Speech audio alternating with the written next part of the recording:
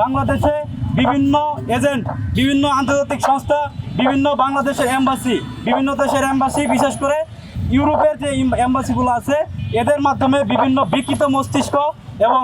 বিভিন্ন পশ্চিমা সংস্কৃতি, যেগুলো আমাদের দেশের সাথে যায় না, আমাদের সংস্কৃতির সাথে যায় না, আমাদের জাতির সাথে যায় না, আমাদের ধর্মের সাথে যায় না। আপনারা জেনে থাকবেন, শুধু এই আন্দোলন আমাদের এখান থেকে আজকে প্রথম না। আমি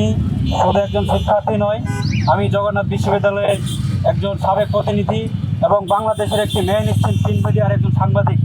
আমি বলতে চাই, গতকালকের যে ঘটনাটি ঘটেছে এটা খুব নিন্দনীয় এবং এটা প্রতিবাদমূলক। আমরা শুধু সাংবাদিকদের পক্ষ থেকে আমরা এটার শুধু প্রতিবাদ এবং এটার বিপক্ষে কথা বলেই থেমে যাব না। আমরা যদি দেখি, এই বাংলাদেশের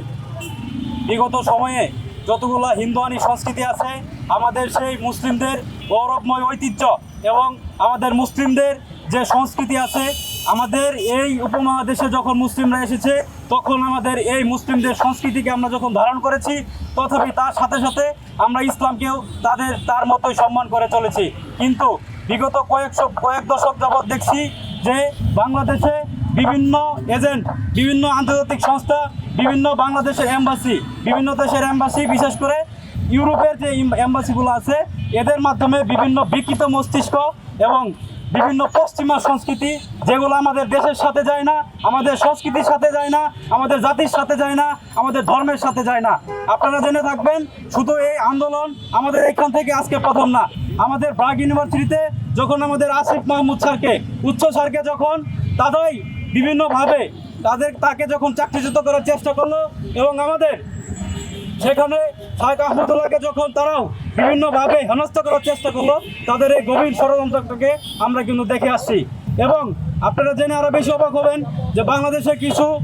রাষ্ট্রীয় এম্বাসি আছে, বিশেষ করে ফ্রান্স এম্বাসি, ইতালিয়ান এম্বাসি এবং এদের মধ্যে কিছু এম্বাসি তাদেরকে সরাসরি ফাইন্যান্সিয়াল সাপোর্ট করছে, তাদেরকে অর্থনৈতিকভাবে সাপোর্ট করছে, তাদেরকে প্রশাসন দিয়ে সাপোর্ট করছে। কয়েকদিন আগে আপনি দেখবেন বাংলাদেশের একজন ট্রান্সজেন্ডার, আমি তার নামটা নিতে চাচ্ছি না, আমি তার ফেসবুকের স্ট্যাটাসগুলো পড়েছি, সে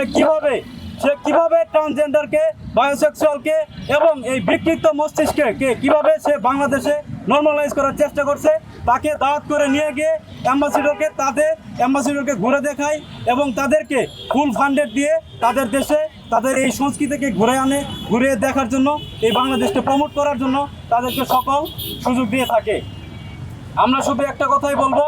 এই ট্রান্সজেন্ডার আমাদের কাছে নতুন মনে হলেও, এই LGBTQ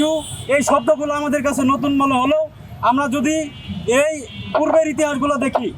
এটার পূর্বের ইতিহাস আমাদের মুসলিম, আমাদের ইসলাম আমাদেরকে সবার আগে শিখিয়েছে। আপনারা জানেন, কওমে লূত বর্তমান জর্ডান এবং ইসরায়েলের যে রেখা বরাবর যে একটা ডেড সি আছে, সেইখানে সেই ডেড সিটার উৎসই ছিল কিন্তু এই LGBTQ তৎকালীন সমকামীদের। তাদেরকে আল্লাহ তাআলা ভূমিকম্প দিয়ে তাদেরকে কিন্তু নিশ্চিহ্ন করে দিয়েছে। এবং আপনারা জানবেন, সেই ডেড সিতে এখন পর্যন্ত কোনো প্রাণী, কোনো মৎস্য, কোনো কিছুই কিন্তু সেখানে জন্মগ্রহণ করতে পারে না এবং সেখানে বাস করতে পারে না। এই যারা আল্লাহর সেই ন্যাচারাল, আমাদের ফিতরাত, আমাদের গায়রত, এগুলাকে যারা উপেক্ষা করে, আল্লাহর সৃষ্টিকে যারা বৃদ্ধাঙ্গুলি দেখায়, যারা এই বর্তমান সায়েন্স এন্ড টেকনোলজিকে মেডিকেল